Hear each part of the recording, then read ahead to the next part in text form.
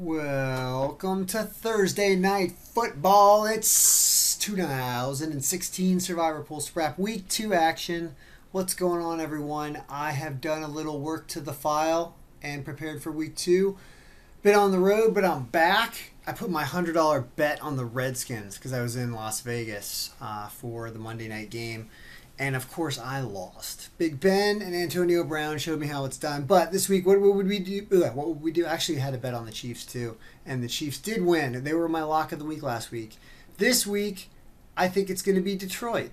I've brought in statistics from week 1, so we're not looking at like all the information that is feeding this file now. I'm kind of putting in my picks. I did the Chiefs already in week 1, and the Chiefs did barely win. They barely beat San Diego. Came back out of nowhere. This week I'm choosing Detroit. And the reason why I'm choosing Detroit is because I've brought in all the week 1 statistics.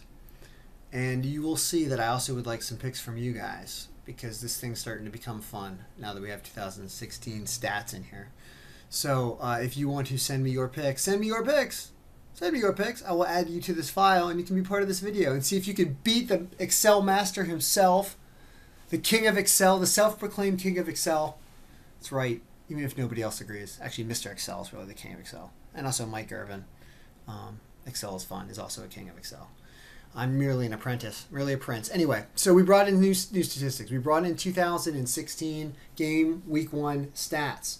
Thank you, ProReference.com. You guys are great. ProFootballReference.com. Go check them out. I will free plug them all day long. They are fantastic.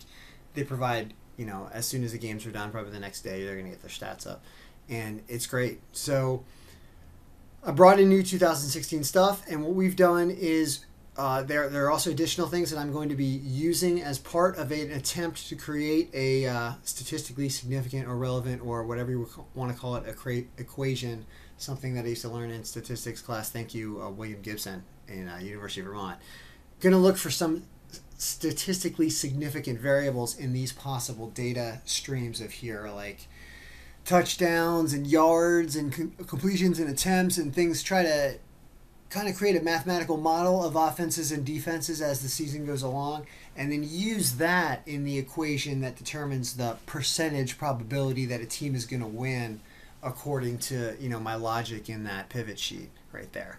So I'm going to make that thing more complex, because right now all it uses is points for, points against, and like differential and wins. It doesn't really do anything more complex than that, and there's a lot more depth to a team and to an offense and to a defense to really try to help predict, right? So that's the goal, is to make this thing better as we go along.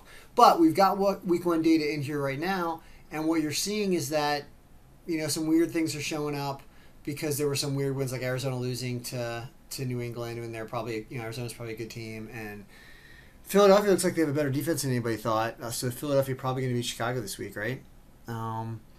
Oakland had a good showing and a win, and Atlanta looked poor. So Oakland over Atlanta is probably a good bet. I don't know. So we'll see, but there will be another video on Sunday.